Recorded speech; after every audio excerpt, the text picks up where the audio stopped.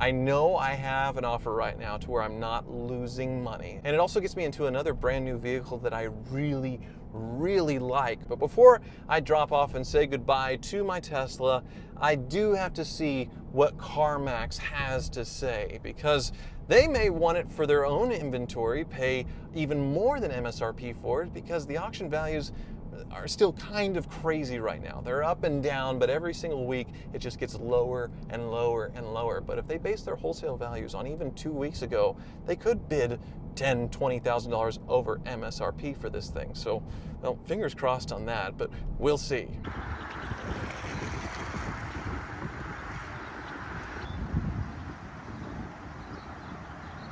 Well, it's actually been a few days since I went to CarMax in the Cybertruck, and it did not go how I expected at all. After sitting there for almost an hour, they came back and said that we are unable to put an offer on your Cybertruck, or any Cybertruck for that matter, until it has been at least a year since you purchased it. And there's only two reasons that I can think of as to why. Number one being the volatile Cybertruck market is just too crazy, they don't want to get into it, so they're just waiting a year, or more likely, they're worried about the litigious nature of Tesla and what would happen, say, if they bought a Cybertruck and then that person got sued, and then that person sues CarMax because they should have known, or I don't know, something like that.